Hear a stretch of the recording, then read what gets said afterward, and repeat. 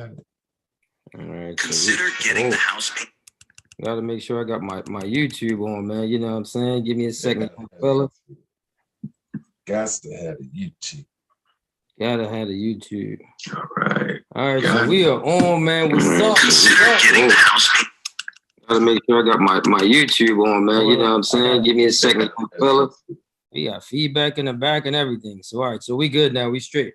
All right, so what's up? Of course, you already know I'm your boy, Richie Rich, man. We back, man, just talking about appliances.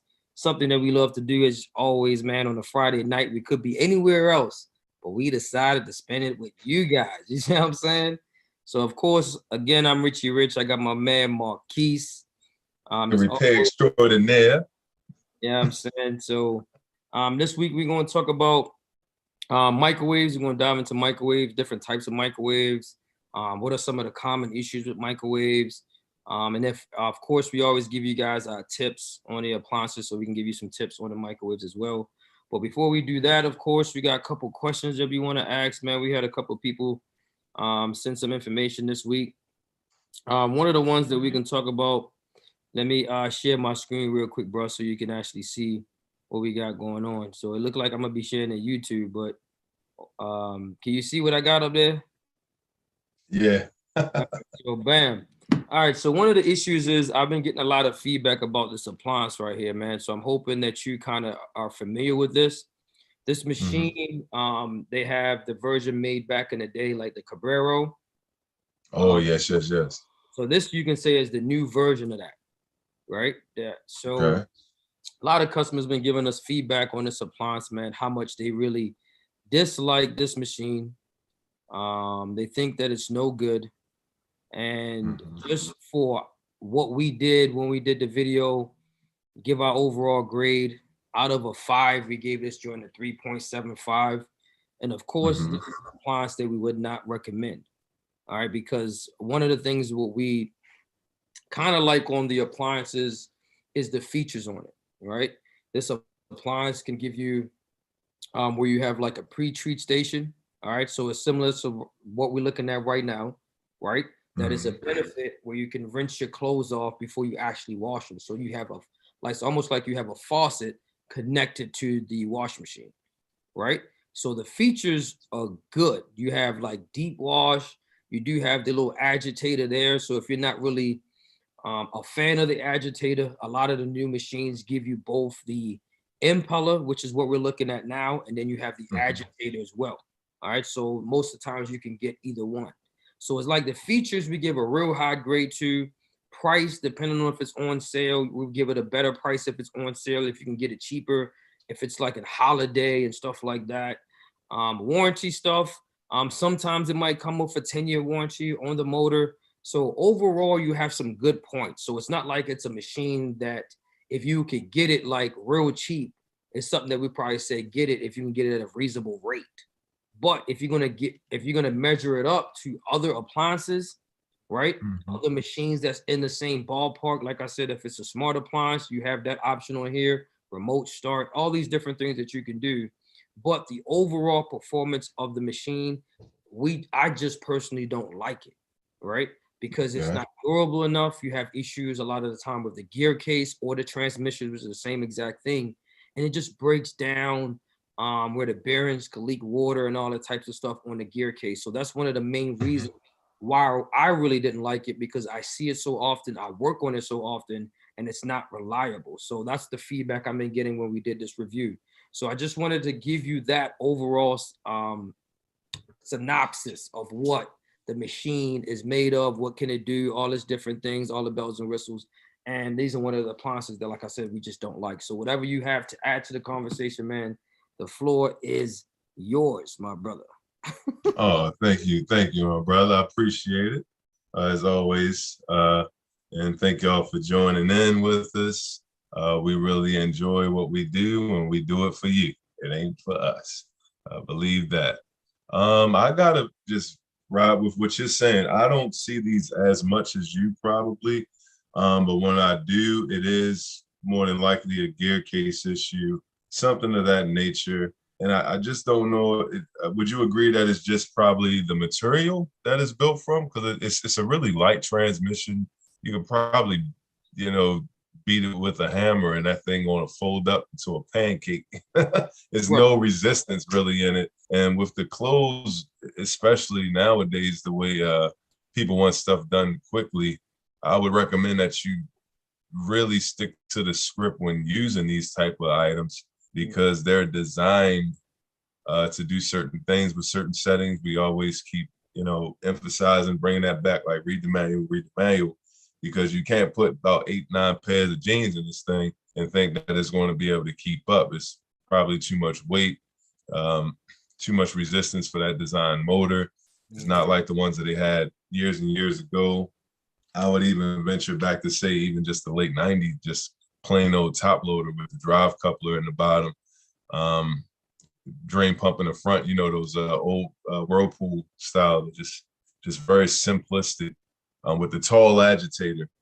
And that gear case and motor would beat those clothes so it tear holes in it. Whereas though this one, the clothes are probably going to beat a hole in the machine. So I back you 100% on that one. I really don't have nothing else additional. If I see some more of it, I'll give you some feedback. But up until now, I haven't really worked on many of them. So Okay. All right. So the next question that we also had, it's a Samsung washing machine. One of the better machines. I think we gave this a 4.0 or 4.2. I kind of forgot, but it was a good appliance as far as overall grade, pricing, everything that comes with the appliance as well. We really, really like the appliance as far as the functions and features that you probably would have on here. It's somewhat similar to what we already discussed with like a pre-treat station. This one, of course, have the self-cleaning or the tub clean settings that you can use there as well. You that's can great. get it in the agitator or the impeller. Again, an upgraded version will allow you to be able to do remote start, connect to your Wi-Fi, all these different things where you can use your phone and connect to it. But theirs is called, instead of a pre-treat station, they call it an active water jet, and you also have smart care. So it has a lot of benefits to it. But one of the issues that a customer wrote us this week and told us was like they've been having issues when they select the cold water setting, right? So if you look, hopefully you can see the picture where it says the temperature, hot, warm, eco warm, cold, and cool. All right, so it's Yeah. right over there. I'm hoping you can see that, Jordan. I'm trying to see if I can get a bigger picture so you can see that. But either way, what is happening to the appliance is that when they select the cold setting, it's coming up hot. So the water is coming in hot. The hot water works perfectly fine. They have everything set up properly, but they seem to have a lot of issues with this particular unit.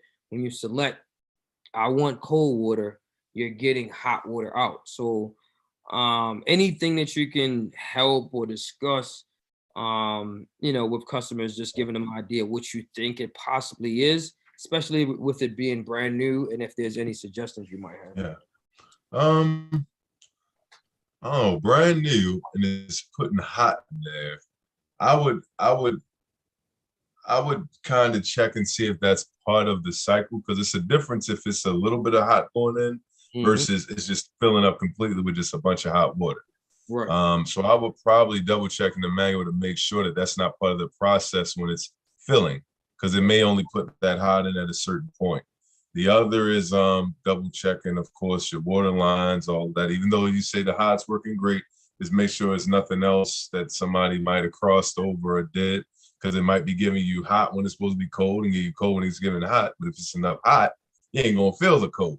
Right. I guess you could say if it's hot enough, it's going to just not really offset the cold. But by being so new, I would definitely recommend getting one of our professionals out there from Richard's Appliance Repair or your guy over here, Tinker. We are here for you. You can give us a phone call. We could probably do a video call, things like that to get y'all on point and see what we can help you troubleshoot that away. And if you're in the Maryland area, we do DC for the right fee. Pennsylvania, Delaware. You never know where you might find us around. So we got quite a network. So beyond that, I would say please feel free to reach out to us via through the comments, please. and we can give you our company numbers to reach out to us. But I would have to say it's probably something simple. Not unless it starts to become widespread, then I would venture to say maybe it could be something in the software where it's turning on the hot water valve no matter what. Regardless of what you selected, bypasses it and keep giving power to the hot water line. What do you think there, Brother Rich?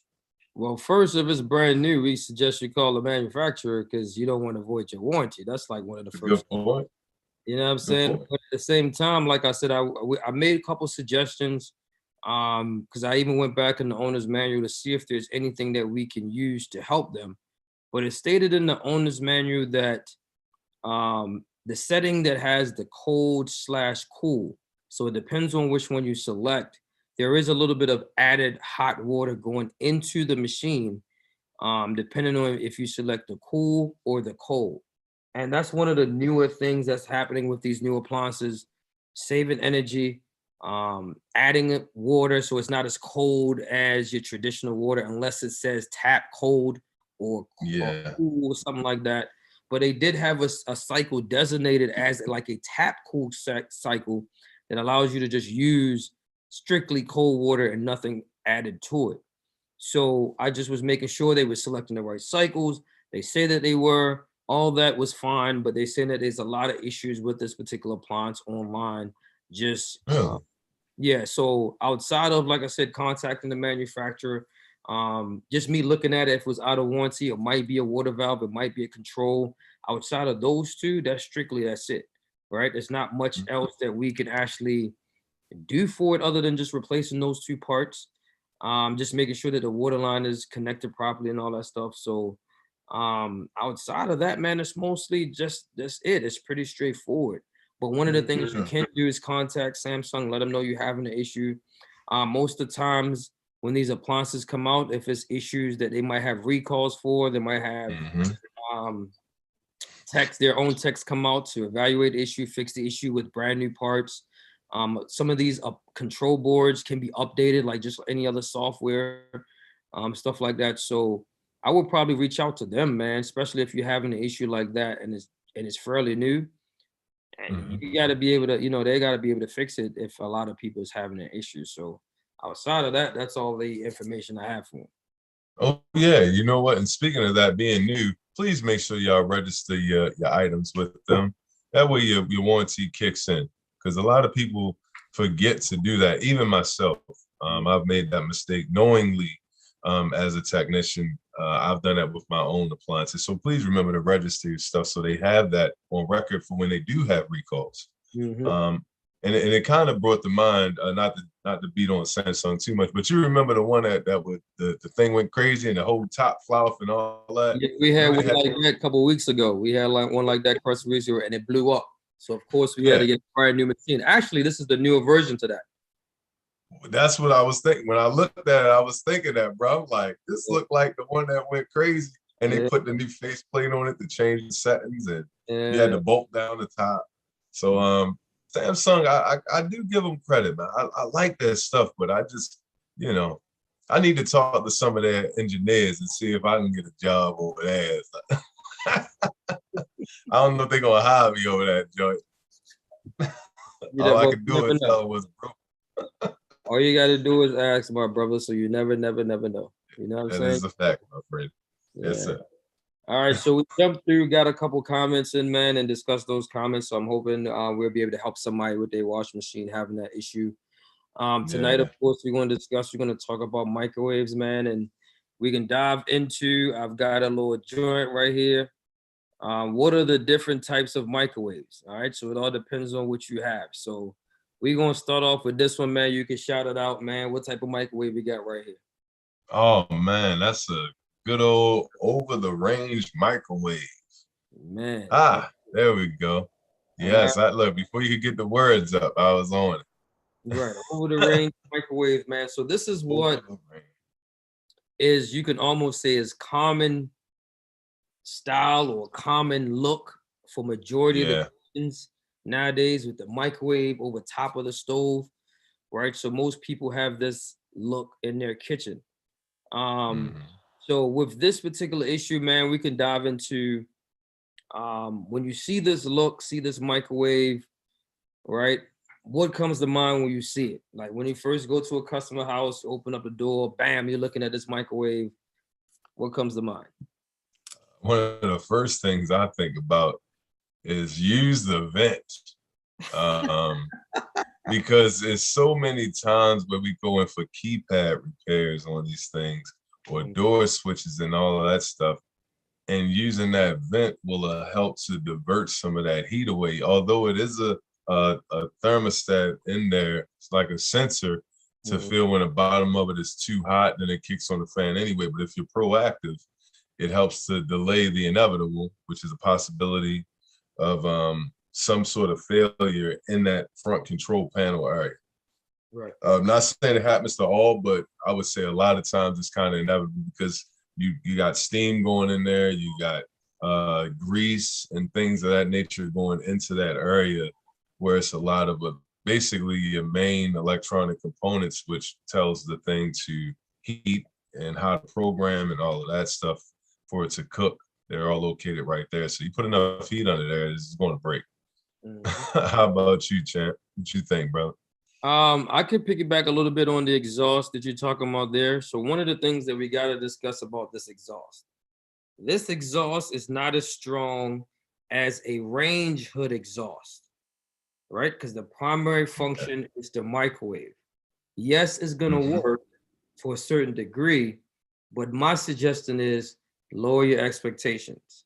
Or if you want a stronger venting system, get a range hood exhaust because that's more stronger. That's all it's going to do is suck the air up and vent it outside if you have a vent. All right. Another thing that we can talk about is the venting is most of the times on average, I will say on average, when the steam or the fumes or the smoke, whatever it is that you're cooking underneath, when it's vented up, it's vented back out, right? Because when we look at a lot of these microwaves, majority of the people do not have a venting system that allows fumes to go out. It's recirculating. Right. It's recirculating back into instead of venting out, it's recirculating. Yeah. Right. So it's recirculating back in. You do have a charcoal filter that would help with the recirculation back in. But at the same time, if you want this to work properly, you want to make sure you have a venting system so that the fumes and everything can go outside. And one of the things that the installers normally are supposed to do, depending on the position of the vent, if it's on top or if it's behind, it's supposed to vent the unit outward or upward, but they're supposed to flip the motor in the same direction as your venting system. Oh, yeah, that's correct. Don't switch that, right? Of course, you're going to have issues and they're going to recirculate all the fumes on the inside. So that's one of the things that, like you said, I can piggyback on what it is that you're doing because that venting is huge. We did shoot a video on Consumer Appliance Report to show you to actually turn on your exhaust vent or your fan, right? You can put it on the lowest setting. Every time that you're cooking, make sure you turn it on. Like Marquis says, that steam from cooking, it rises, right? It becomes moisture, right? And moisture affects your control board. When it's dried, it's water. So it's gonna go directly up into the microwave. It affects your control, damages your door because the majority of the doors are plastic. So that heat, that moisture damages the microwave. So that's why your door handles break. That's why the door frame cracks. That's why you might go to press a certain button and it doesn't register. It might flickers. It might do something crazy because the heat and the steam from underneath the microwave. So the point that you brought up was extremely important. And that's probably I don't even have to look at nothing else because we talked so much about what you brought up, which was one of the key components when you go into a customer home. They're like, man, it looks nice, but at the same time, there's certain things that you got to do to make sure you maintain your microwave as well. All right. So good point. We can always come back to that as well. All right. You also have low profile microwave, right? I've seen one of these in person. Yeah, I've seen it quite a few of them. Right. They're really shorter than your regular size microwave. It fits a specific spot. But since you've seen it more than I have, I'm gonna just let you go ahead and you discuss this part of it. and we just leave it there, and I piggyback where I could jump in off of what you. The low profile I've mostly seen are all Whirlpool. You did have the GE Space Saver. They're much older. They're basically non-existent now. If you see them, that's just old. But these, when I run across it, I had two complaints mostly out of them. Is that it doesn't have a high wattage, which is true. I think it's only like 900 like 900 watts, Okay. something like that. And also that panel right there where you hit the buttons, that's like a glass panel, which is an improvement on a keypad. But the housing on the back of it is plastic. So if someone's very heavy-handed, they can knock that panel loose and it'll actually kind of fall in.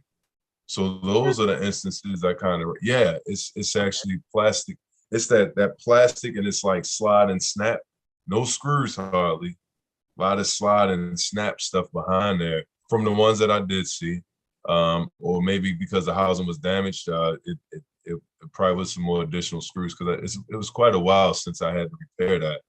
But when I came across it, it was broken panels, and they said it just doesn't heat well. Lower wattage than your traditional over the range. This is probably like 1,000 or 1,100 K, kilowatts. Because that 1,000 plus, or that 1.5 kilowatt, that thing going to cook. I got a 900 kilowatt downstairs on the countertop, and I gotta stir it up. It's like, I think it's like 9. So and it rotates and everything. But if I put that on for a minute, I gotta probably revisit the food depending on what I'm making. But if I put it in that 1.5, that joint gonna cook. It's gonna be bubbling. Yeah. But other than that, it's a real nice sleek look. I like the look of those. I really do. It's kind of odd looking. And the ventilation system, once again, like we just discussed, you really want them to vent out. Don't ever be deceived when they say it's venting.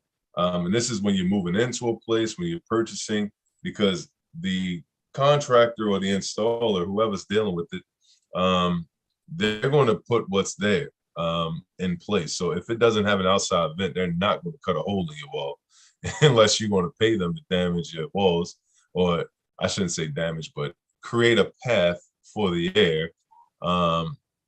And they'll be blowing steam and smoke back in the house. So get your cooking skills up so you're not burning anything. That's a plus. All right. So lower your flame. One thing I did notice about it is that it looks nice. Yeah, it looks really nice on the inside. Yeah, it's not. It's that whole that low profile, man. It's a unique fit. So if you're looking for a standard size microwave where you like really putting like a normal size plate of tall dishes, tall, this is not the microwave because it's just not big enough for that. Right. So that's one of the issues with the low profile microwaves. I've noticed it looks nice, it's shorter, but when you open it up to put something in, I was like, man, it's not a lot of room to do anything in here. It's really, really small on the inside. So, like I said, most people don't have it. I've seen, within the last year, probably like one. I normally see them in the stores more often than I do in people's homes. So, that's something. They're just trying to promote that look, but I just don't think that it's cool, but it's kind of goofy looking, like in my opinion, because in the kitchen, what space are you really saving over top of the stove? Not unless you're trying to look at your backsplash. I mean, really, you wanted to move the air and you wanted to cook. You don't want your microwave all the way up there, so you need a step stool to use it. It's just kind of awkward for me. I think, in my personal opinion, I would still probably take the thing and sit it on the counter. It's just going to be a big microwave on the counter because it's just it's odd, man. It's just odd, but it's cool. It's a unique space and a unique fit. So if you got this unique space and you want to put it in there, it's going to look nice. It's just going to Oh, you know what? I just thought about this too, brother. Some people, they get that faucet kind of put in over top of the stove so they don't have to run to get water. It will probably work good in that situation where they have that plumbing right there. That'll be cool, but I just can't think of, not unless you want to put a picture there or something. I don't know. Hey, good luck, man. All right, so we got another one, built-in microwave. Oh, that joint look nice. That's a GE or Electrolux? This That is look like Whirlpool, Electrolux. man. This is all Whirlpool stuff. That's the Whirlpool. Yeah, Yo, man. So, man, that joint is beastly. yeah, Yeah, that looks nice. I like that. So this one is you can have a Yo, built-in microwave, just a microwave. This case is separated from the oven because it's not all one piece. So you can that get a joint built-in nice. microwave, a built-in oven with the microwave, or you can just get a built-in microwave. So we can talk about either one of those two because it's a built-in microwave. All right, so this Yeah, particular that's the microwave, man, like I said, I've never seen this particular one before. that's nice. This is Whirlpool. It does look really nice. It does That's look really nice, nice. man. But as far as like built-in microwaves, man, we just dissecting that a little bit. When we talking about a built-in microwave, one of the things about built-in microwaves that at times can be a pain is really getting the microwave out of the position that is built in. Right? Sometimes Mhm. you might have a couple trims that's around the top of the microwave that you got to get to, unscrew the microwave, then it's probably plugged in the back. So sometimes you might have to have like an extra helper or something like that. The biggest issue is really just trying to get to the microwave, and repairing the microwave is a lot of the biggest issue because it's built in. All right, what are some of the issues that you see or anything that you want to Um, talk about when you're talking about built-in microwave?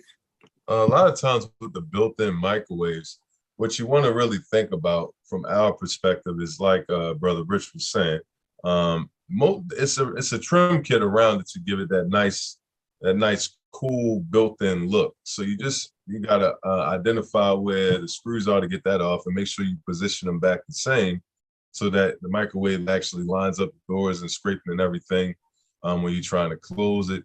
A big thing for me is ventilation with them, because a lot of times, and that we're going to move on to that with that oven too, but ventilation with these built-in items, because when it's built in the wall, you got to say, where does the heat go?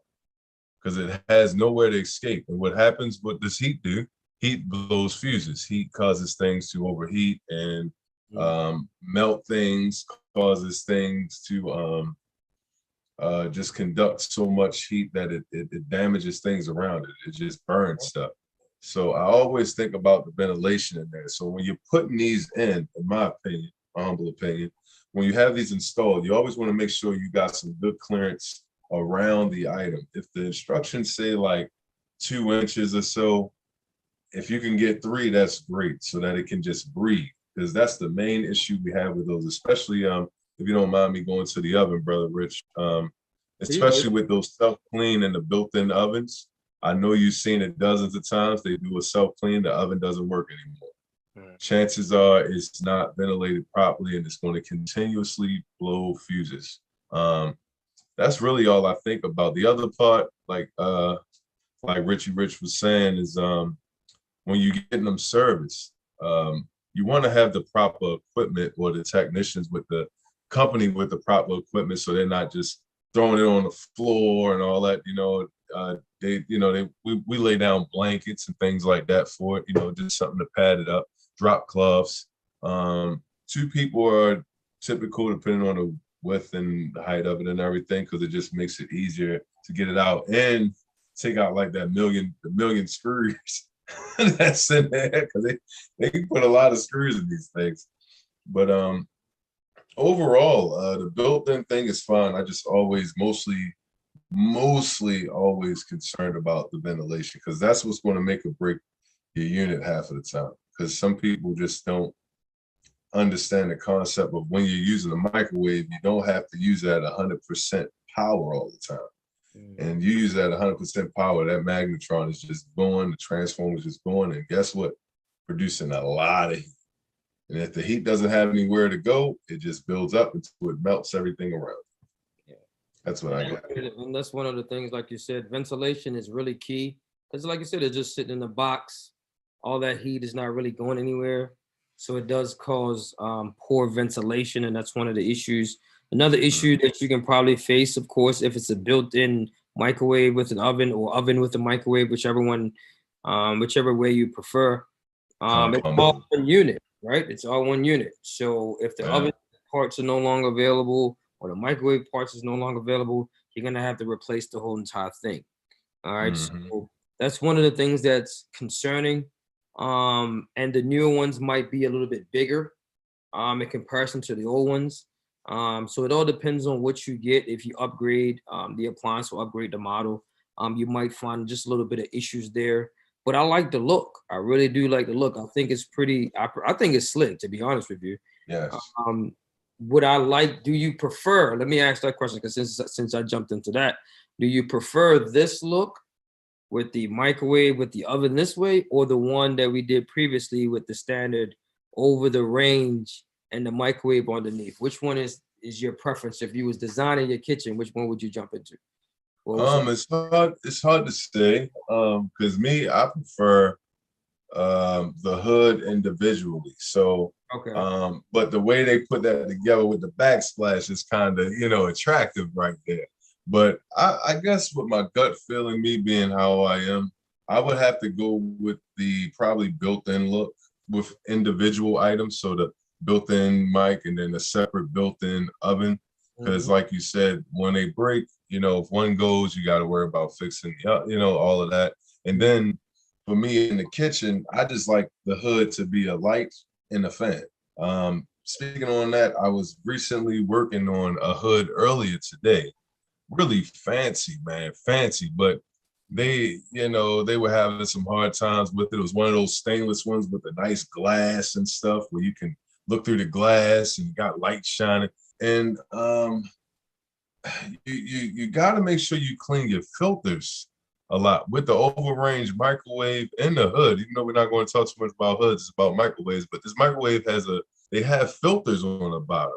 Clean them things, because when you don't clean them, that stuff is getting in the machine, all of the grease and everything. It's there. It's a filter for a reason. But back to the topic, I would go with what we see in front of us. Are we having a raffle or anything for this? Because I want this right here. That look nice. Well, How about you, man? we're definitely not having no raffle. I can guarantee you that. But I think I agree with you. I like the look and I like the way that they separate the two, so that again, if I need to replace one, I could replace it with something similar or upgrade either one, that I don't have to replace them both at the same time just because one is not working.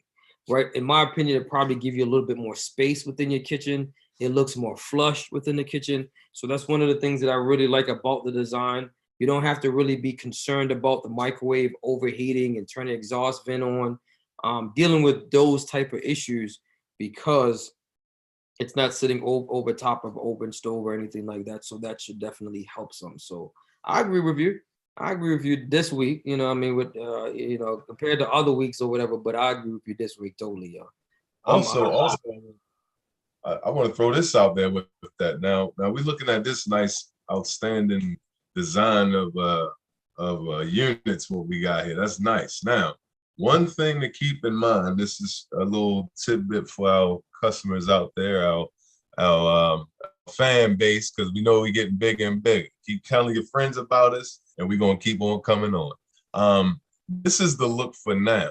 So if you got custom cabinets and all of that stuff, please keep in mind when you're putting these appliances in that those sizes and shapes, like Rich was saying, sometimes it's a little bit bigger, a little bit smaller. So you're going to have to really pay attention to that, because it's been so many times, and I'm pretty sure, Brother Rich, you can completely agree with this. When they fail or they want to upgrade, all of a sudden they can't find something to fit the space properly, or they got to trim the cabinets, they got to make all these adjustments. And sometimes, unfortunately, they might even have to get new cabinets in order to fit in the units. right. So consider that when you're doing this stuff, because this is what's hot now. 30 years ago was like the 24-inch oven with the slimmer cabinets and all, more of a compact look. Now everything is on this bulky, lavish, nice, shiny thing, and things can, retro, go back. So just keep that in mind when you're selecting these items. Have the outline thinking further down the line. Not unless you just got money to blow and you say, well, I'm just going to tear out all the cabinets and put everything in new.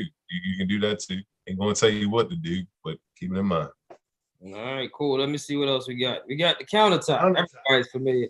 Everybody's familiar with the good old countertop microwave. Oh, snap. That joint got 1,200 key. What?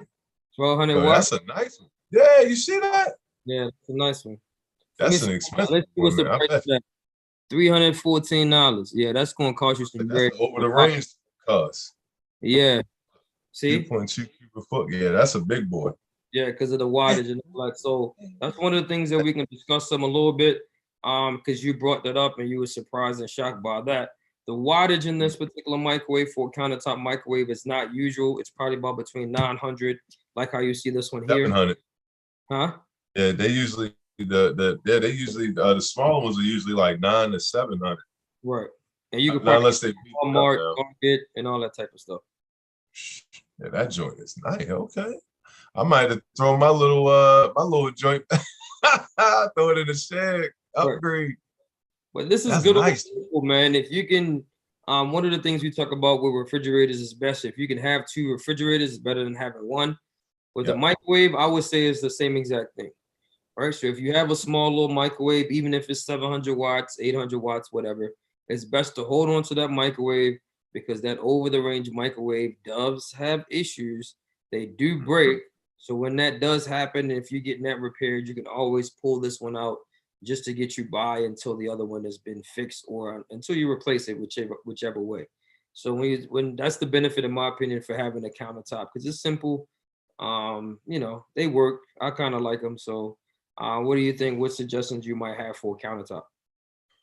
Definitely straight to the point, man cave, woman cave material, however you want to look at it. I call the whole house just the family cave. We just do what we want around the whole house. So if it was up to me, I have a microwave in the bedroom too with a mini fridge, but my wife ain't have it. Beyond that, I really like countertop. If you're really touchy about your counter space, I can understand that because it's never enough counter space. But I, in fact, prefer if I don't have the cabinetry to put in that nice built-in we just looked at, the countertop is where I go because usually now this one is definitely that thing almost 350. I can't honestly say not unless it was back when they first started making them more for residential type uses. I can't remember paying or seeing a microwave. Well, no, they probably more expensive when they first came out, but I haven't paid no more than about $90 for a microwave. So, Yeah, I agree. like they're very inexpensive. For us as technicians, when they do break, I just strip them and get parts out of them, Right. and then I go buy a new one with the money I just made off of fixing one. Right. It's easy to do, but I actually like the countertop ones. They're just, they're cheaper, straight to the point. I don't have to depend on them to do anything except for heat the food. They're not venting anything.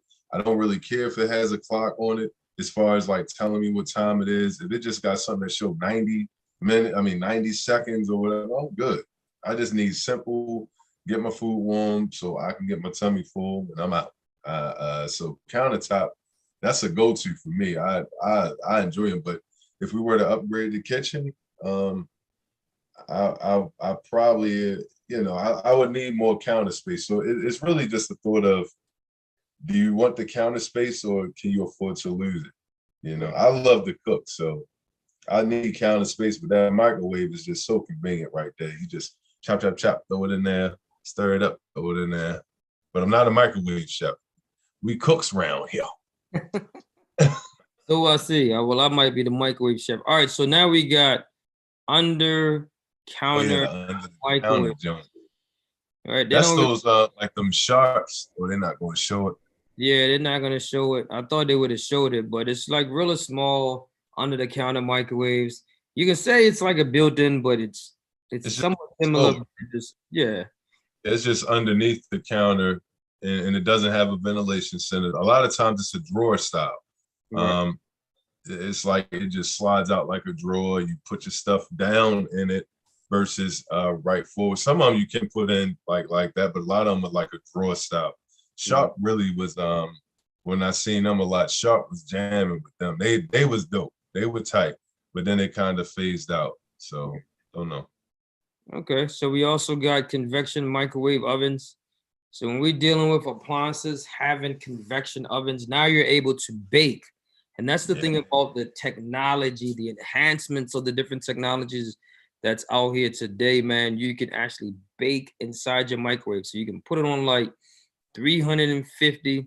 If you want to bake some food inside of your microwave, you actually can. It's an oven and a microwave at the same time, man. So we can dive into that a little bit and just talk about some of the benefits of doing that. So again, you could get a microwave just like an oven where you can actually microwave and cook food inside of there. So especially if you got a big family, if you ever was around a holiday, something like that, man, you can cook inside the oven and you can also cook in the microwave. Some people tend to like cooking inside the microwave because they're so used to it. They didn't cook their meals inside of there. They said it works perfectly fine. And of course, when you're dealing with the convection, you're dealing with the circulation of a fan.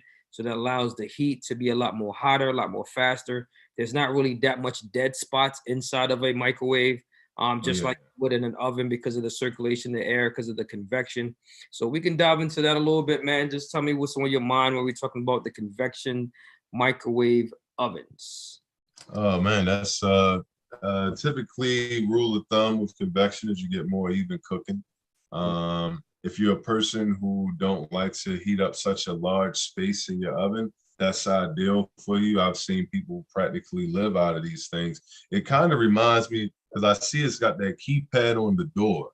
Is this the one that's like that? Oh, like them KitchenAids and stuff too, where these are really nice. And I noticed it says smart. So whenever I see that smart stuff on there, that thing is going to probably blow your mind. You probably can grill in that thing too. Yeah.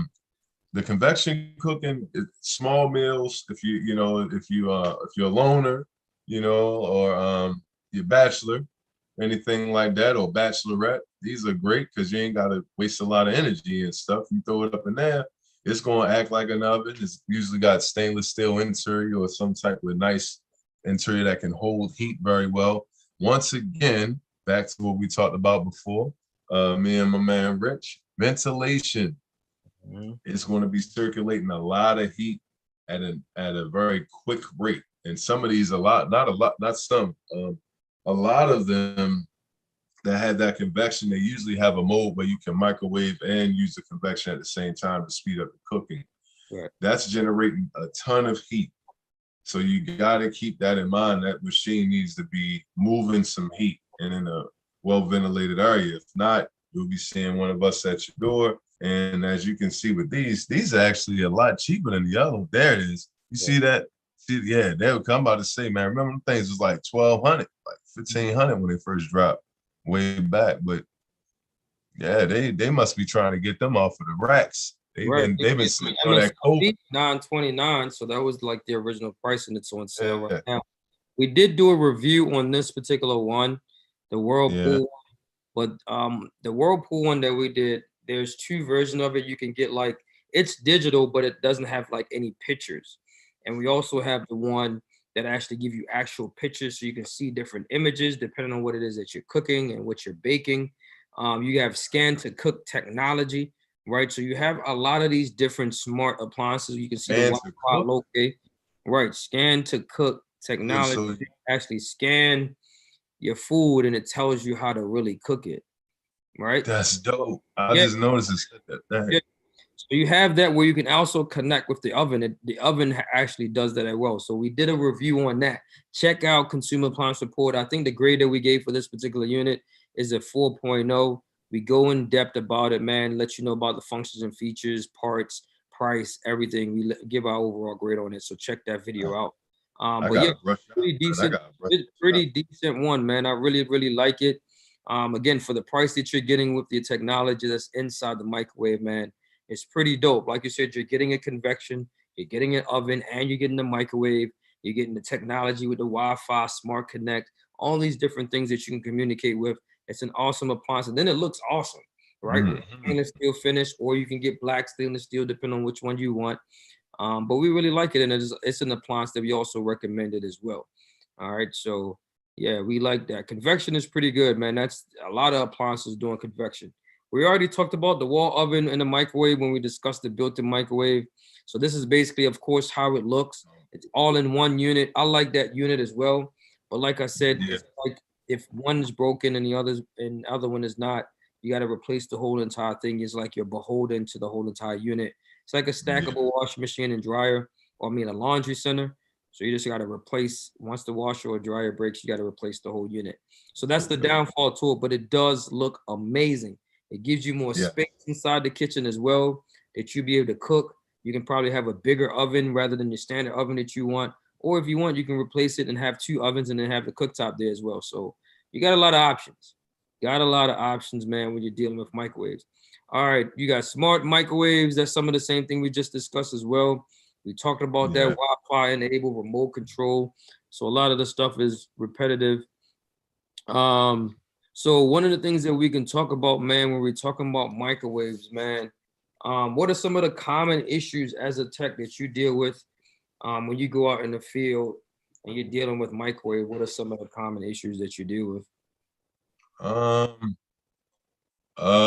Typical, because I ain't going to chew them all up. I'm gonna let you get some, man, because we can do this all day. So But I'm going to say door handle, broken door, Mhm. shorted keypad. Um, So how would you think help? You said broken door, keypad. Why is that? Like, what are some of the reasons why you think that will happen so we can oh, actually the door. A lot of times with the door, people slam the door. I mean, it's just a known fact. People they come from all the way back here with it. You don't need that much strength. They be all the way back to the moon and just wham, slam the door. So that's all plastic. You breaking off all the tabs and everything. And that just affects the door. It's not built for that. It's built so that you close, not slam it. And I do it sometimes too. I'm going doing whatever. I just hit the door. You Mhm. don't realize that impact over and over and over. You got it over heat. You got it over moisture.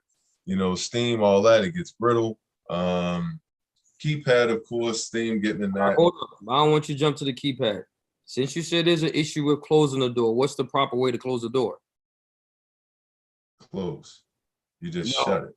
I'm thinking about when you're closing the door, it's best to close it from the middle rather than closing from Oh the yeah. top. For the instead of pulling on from the middle. I'm thinking of like when you just shut the thing because I see them going wham. Yeah, just operating and closing the door so we can give them that Yeah. tip, right? Opening and closing the door. Force. Go ahead. How would you be able to instruct on the door? I'm gonna say, yeah, you want that even force because if you go by like you pull too much at the top, too much at the bottom, you're gonna be loosening up those screws in there, and it's all plastic housing. It's not metal.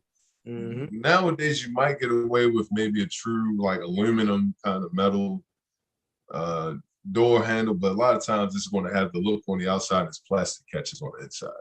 So you're right on with that, brother. I didn't even think of that. Yeah, grab the handle by the middle. You don't want to be pulling on the bottom because kids will do it sometimes. They're not tall enough. They might pull at the bottom, and it's expected. Or you might reach too much at the top. But in the middle, even force, and no slamming. Just close the door. It's like when you get out somebody's car, you just slam the door. It's like the door is heavy. That's a butt whipping back in the day, man. Stop slamming my door. You already know that off top. Yeah, and another one, the turntable motors. Right. Those go, and I think I'm not 100%. I don't have a real theory to it, but if you throw a real hefty plate up in there, that joint got some weight to it. Just imagine this little gadget in the bottom trying to turn this plate for the next 5 minutes, and you throw it 3 more, 4 more. You're doing that on a regular basis. I think that causes wear and tear. I haven't been proven wrong or right, but that's something to consider. Heavy objects on it, like heavy liquids, bowls of soup, stuff like that, because it's still trying to move this food in a circle. So, that's just a couple of things. What you got, brother Rich? I left some stuff. Question come to mind. Yeah. Does the turntable have an impact on how the microwave heat up? Yeah, Not working. because it allows it to heat more evenly. Okay. So, I haven't had to fix any lately, but a lot of the other microwaves older, they had stir motors in them, something that would help deflect the microwave so that they move around more even. And they also had the turntable motor. A lot of microwaves I'm noticing now is starting to eliminate the stir motor, and they just got the turntable. So if you don't have that constant motion, that means you got to stop it, stir the food, and you still got to do that anyway. But with the rotation of that tray, it gives you a more even, even cook. Okay. All right. What do you got? What I got as far as me going out, when I go out, it's normally not heating, right? So that's one of the common issues that normally goes bad when you're dealing with microwave. It's not heating. So you do have parts. Again, the part is called the magnetron tube. You can always Google up, look it up. Capacitors, diodes. These are the parts that allows your microwave to heat up, and these are the parts that typically goes bad. Majority of the time, if it's not heating up, that's one of the first thing most techs check, because that's what gives you the most issues a lot of the times. So that's one issue. All right. So outside of you just using the microwave, yes, naturally it breaks down just from generating all that heat. You using it, it breaks down. All right. So that part normally is covered for extended period of time because it's a common issue that normally goes bad, and the manufacturer normally warranty that for about 5 or 10 years, just the part, not the labor. So you want to go into your owner's manual, check that stuff out, make sure you got the proper information, so you don't have to pay for something that the manufacturer is covering. All right, so that's cool. That's great. That's wonderful. Another thing that I can say from time to time that I do see pertaining to opening and closing the door is, like you said, if you slam the door and there's those plastic switches behind the doors, tend to over time wear down, they break, they don't close properly. With the Frigidaire microwave, man, with the door latches and the switches, I've done 2 of those this week. It's a common issue with that particular microwave. And the thing is, that Frigidaire model is made in a Kenmore unit. It obviously a Bosch unit. So I even had to put one of those switches or those latches in a Bosch microwave. Right. So the parts are being recycled into so many different microwaves, giving a lot of issues, blowing the fuse, microwave is dead. So like Marquis said, just being careful, closing the door. Outside of that, that's all you can really do. But they do have faulty components in any appliance. That's a common issue that normally goes bad. But the door latches in the microwave, affecting the door switches and stuff like that, and talking about the no heat stuff like that as well. So that's mostly most of the issues when you're dealing with the microwave. It's not heating.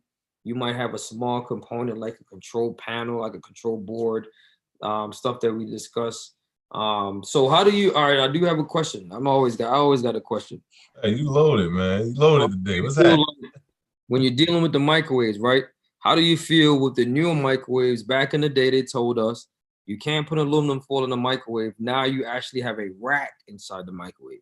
How do you feel with the newer microwaves coming in with these new racks? Even though you can use them, do you feel comfortable, one, with the microwave, with the racks in it? And would you, instruct anybody to use it?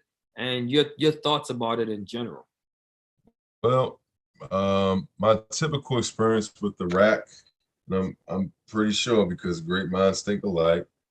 I typically tell customers, if you're not using it, take it out. If you're not using it, take it out. Because what happens with it every time, I know you're ready. Look, you can't wait. They're going to stick something in there. It's going to knock the rack up. It's going to hit the back of the wall. And that creates a closed circuit for the microwaves, or it causes contact. Whereas though, for some reason, when that metal's touching metal, the microwave has a habit of going right towards that portion, and it sparks. It starts causing arcing. And then once it arcs, now you got a damaged cavity. If it arcs bad enough, it'll burn a hole through it instead of just knocking the paint off. I don't really like the rack because I don't find no reason for it unless you're trying to cook two things at once and one can't be that tall and the other can't either. So if you're doing like potatoes and soup, you can probably put potatoes on the top, put a bowl of soup on the bottom, but they still probably need 2 different cooking times. For me, it caused more trouble than anything. And I've yet to see more than most of my customers don't even use the thing. They say, I don't know why this thing is in there. I'm like, oh, so you can cook two things. Yeah. They say, yeah, it keeps sparking. And then, I'm like, just take it out. It don't have to stay in there. It caused more trouble to me than good. But the manufacturers keep pushing it out there on a lot of units. So it's got to be useful for somebody. So somebody likes it, but I haven't met too many people who do. Yeah, but like you said, it's a benefit to it in a way where you can cook multiple things. And it's multiple of most of the time, in my opinion, it's probably like the same thing or something common. You cooking soup and potatoes are two different things. So it's two different ways to really cook that. So I'm sure that's not gonna really work in that sense. But it does come with instructions inside the owner's manual. We always recommend that you read the owner's manual. Check out our videos as well. We break down the owner's manual like no other when we do these appliance reviews, man. So check that joint out at Consumer Appliance Report, because that's what we do all day.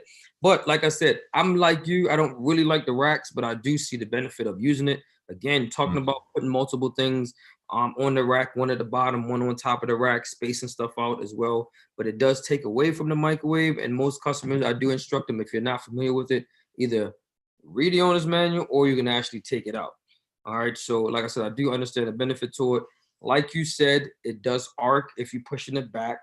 So you want to consider that as well, because that can lead to other issues. And it looks like lightning in the bottle, like you putting aluminum foil inside the microwave.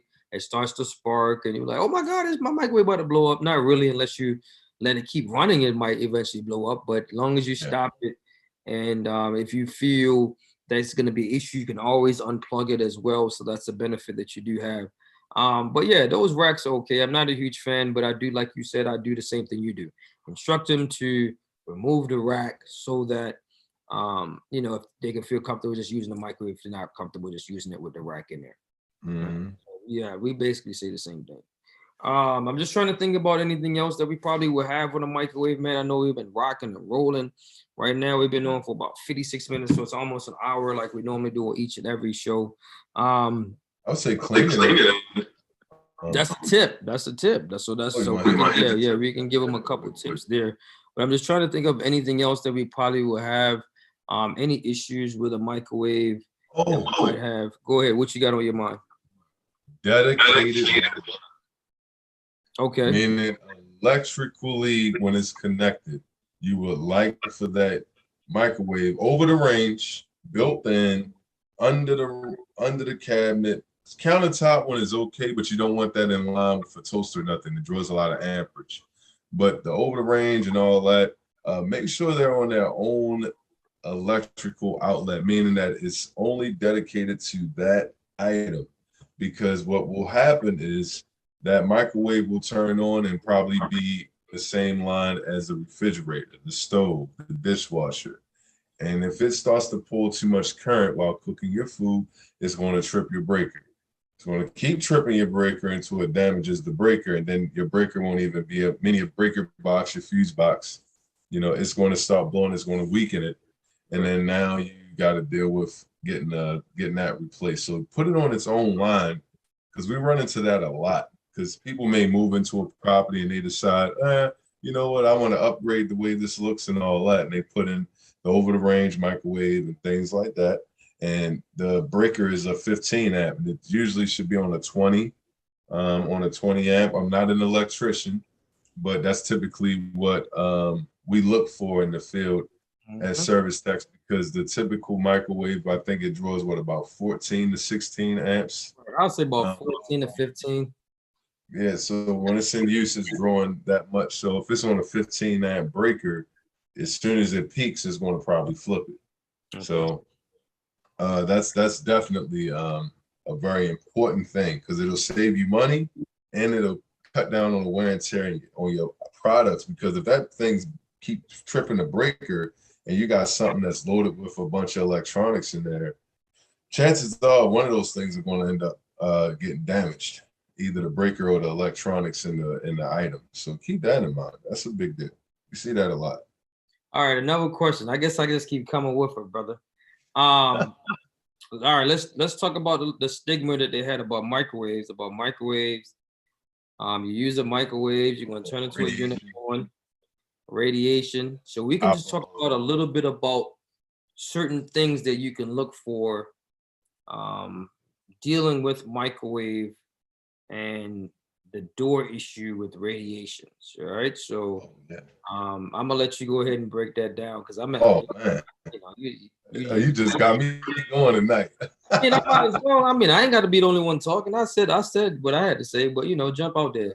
So let's talk about one. Let's talk about the stigma of people First of all, the back stigma in the day with about microwave and now. yeah, the radiation, the radiation factor is real. It's a microwave. You can look it up. That is real. That's a real thing. But technically, you really shouldn't be standing in front of your microwave like this when it's cooking. I mean, it is protected. But hold on one second.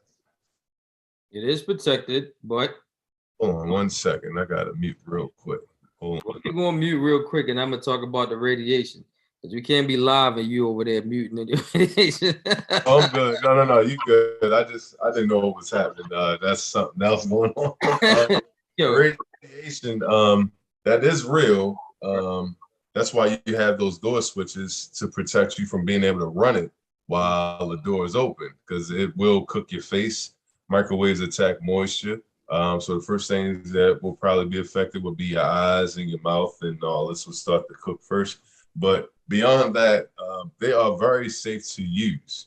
It's just using a high frequency heat type of thing. To get more technical, we need some boards and some numbers and all that. We ain't doing all that. nah. It's a very fast way of cooking your food. But the way to be cautious about this, now this is very important because people don't pay this any attention. The interior of your door is very important. It has a RF screen in it. So if you are cooking in a microwave and that little film is damaged, you are leaking microwaves.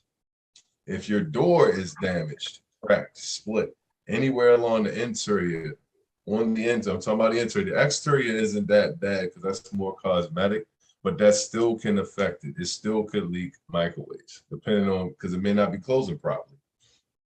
If the interior is damaged, that RF screen, you can't use it. You got to get the door fixed, because if you're using it, you're now just receiving these microwaves right through the door, and that could speak volumes, because I've been in houses where that's been like that for years, because something sat against it, got real hot, melted it, and they just didn't care. They're like, oh, it's just a little, melted part, but really that's leaking. And also, you can also, it could be leaking microwaves by a damaged interior waveguide, where the microwave, where the magnetron plugs in that actually produces the microwaves. If that's damaged, it's leaking microwaves. So that typical symptom, and I could be wrong, correct me, Brother Rich, if you like, but that usually affects the control board, where the control starts to do weird stuff once it's in use. It'll act fine up until the magnetron cuts on, and then the microwave starts hitting. It'll just, the control goes crazy. Just numbers look crazy. You think the thing is possessed. We do offer services that check microwave leakage. If you holler at Rich's Appliance Repair or Tinker, we got your back. We got you covered. You can always give us a ring and see what you think. Beyond that, it is a real factor that is real, but it's way safer now. People use the slogan "nuke your food" and all that. I haven't seen too many households in the 21st century without a microwave. Mhm. Okay, so they're way safer now. I agree. I agree totally, man. That they're a lot more safer now than they were. So people should be comfortable using it. But like you said, you gave a couple of tips and couple suggestions. Not really facing the microwave and standing right in front of it while you're heating up your food, because you never know. Looking at your door. So this is something that you guys can actually do. Once you watch this video, check this joint out. Evaluate your microwave. Open up the door, see if that screen is damaged. It's like a little coating or screen that goes over top of it. You want to make sure there's no holes inside of that. You want to make sure that your doors are not cracked. You're not having issues with your door, because you just want to make sure that you're safe no matter what, right? So checking out your microwave would definitely help you in the long run to make sure that Everything is working like it's supposed to be working, and it's on the up and up, and everything else is good. So that's a really good tip. Really good tip, man. I really, really like that. How you break it down for real, because customers do need to know these type of things when they're dealing with microwaves. Microwaves is one of the most dangerous appliances that you can ever work on, and most people don't even know this. I would say I had issue with a microwave. It was running. I was testing it in an improper way, and I got zapped. I mean, it blew my meter, and that joint hit me. I jumped off the ladder. I was on top of a ladder in a customer house, right? I jumped off the joint. You know what I'm saying? And thank God that you're still with us. Oh yeah, thank God. The customer was even. They was even like, "Yo, you all right? You good? You want to go to the hospital?" I was like, "No, I'm good," but I was definitely hit. Microwaves are one of the components or the appliances that you can still get electrocuted while the unit is unplugged. That's how bad it is. So if you're not supposed to touch it, they'll tell you that off the top. Even when you search for certain parts, they won't give you those parts unless you have the experience in working with microwaves. So that's one of the things that we stress, period, man. If you don't know what you're doing, man, leave this component alone. Please do. You don't want to, you know what I'm saying? You're talking high voltage. You're talking a machine that's taking roughly, and we're saying not the fancier ones that's on a 240 plug. You're talking about just a standard 120 plug that's taking 120 volts and stepping it up to maybe 4,000 volts with about 15 amps behind it. That's some major juice. 1 amp can kill you by going through your chest cavity. If you complete a circuit and travel that, it can cause your heart to defibrillate and you can go into cardiac arrest and die. And that's just a fact. That's things that we learned doing this type of work and being in the field. So it's real. And messing with the microwave is just like when people used to mess with them old tube TVs. Yes. Great point, bro. Great point. Man, that thing can hold voltage for a long time. So if you don't know how to discharge them and what you're reaching and touching on, I mean, because us as professionals, look at Rich, he's been in the game for years and he had that experience probably earlier in his career, but no, that experience 5 years ago, it wasn't that. I was in that. So, and that's just a person. Now, that's a person who's been in the field. So we're all, liable to get that. We always have to be conscious of our surroundings in those things because you can get it and it's not going to be pretty because some of the information that you receive when dealing with them, they always say, may cause death and all that. Those stickers, that's real. You can blow your hand off. I mean, it's serious stuff. So you really want professionals to handle that. And it's simplistic fixing when we're doing it because we've been doing it for so long. And at the same time, we're still very cautious. We joke and play a lot with certain things and just topics and kind of goof off. But at the end of the day, it is a very dangerous item, very dangerous. So keep that in mind moving forward. If you remove the cover off of it and you decide you want to dig into it, be cautious. And don't run it without the cover on it unless you Brother Rich or Marquise, because, we know what to do, and that's get away from it, not stand over top of it, I totally agree. All right, man. So we're gonna wrap up tonight, man. We've been on for a little minute. Okay. I guess I can be the one start off with a tip that I could possibly have with a microwave, man. So I will give you two. And one of the ones that I'm gonna give you is one that I discussed earlier already today. If you're gonna cook underneath your microwave, man, turn on that exhaust fan. Let that joint be. Even if you put it on the lowest speed, man, that's gonna be more helpful than you not having it on at all. Like Marquise discussed, there is a thermostat inside of the microwave that allows the microwave to come on automatically, but it has to reach that temperature. So if it does not reach the temperature, your microwave could be overheating. But even when it does come on, you do not have control over the fan. You cannot turn the fan off. The only way that it cuts off is when that thermostat cools back down and it shuts itself off automatically. All right, so that's one. Two, always make sure you clean out your microwave, man. Your microwave, when the food spills inside the microwave, what happens a lot of the times is that if it sticks to the microwave, every time you heat something inside of the microwave, it's reheating the old stuff, the old food that spilled inside the microwave over and over and over again. And what that does, it creates burn spots in the microwave, and that's where the arcing come from. So when you turn on the microwave, it looks like lightning in a bottle. It starts sparking. So one of the things that you need to do as a customer is just to make sure you clean out the microwave, man, because that is unsafe for you to do because it can lead to more issues later on down the line. So other than that, that's my 2 tips, man. So whatever you have, man, the floor is yours. I'm going to run off of the last one that you spoke on, cleaning. And cleaning your microwave is actually very simple. I have to practice it myself. A good thing to do is a little bowl of water. You just heat it up, let it steam up the interior. You don't even have to spray nothing in it. The steam will make it sweaty in there, and then you just wipe that out. That's a good, easy way to clean it without spraying stuff and possibly getting it into your turntable motor and into the light sockets and all that stuff. Another thing is adjusting your power level when cooking. I made a comment earlier about it cooking at 100%, and that's your power level button. Get familiar with that because you really don't have to have it running like it is. When you reduce your power level, that's the percent of time that the magnetron is going to stay on. So when you got it at 100% all the time, that means that that microwave is pumping that magnetron, which is producing and pulling in that 4,000 volts or whatever the transformer is stepping it up to, and it's running it continuously, which can burn out the magnetron very quickly, or the diode in the system on the high voltage side.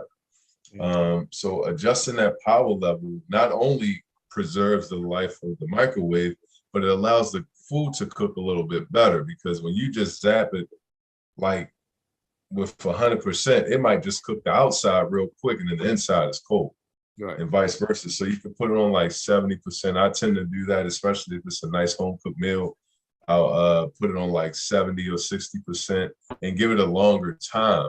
So instead of trying to get my food in 2 minutes, I might let it run for 5 minutes, but it's got a lower power level so that magnetron isn't kicking on just completely 100% for 7 minutes. It's going to cycle on, a little, and then go down, come back on and go down, and it cooks the food a lot better. So that's what I got. All right, cool, man. Like I said, great tips, man. Great tips, great tips. The steaming process that you talked about with the water, because microwaves do self-clean now, man. So that's one of the ways they use to self-clean a microwave, just like how you just mentioned there. So that is a really good tip to use. So of course you already know, man. I'm your boy Richie Rich, man. You already know what we said at the end of every video, man. You help me, I help you. We both help each other. All right, so I'm out of here, man. So I'm gonna say peace. Marquise, what you got? I'm out. And Repair Extraordinaire is out of here. We gone like last year. Y'all have a great night, and we look forward to seeing you again. Thank you for tuning in. All right, peace.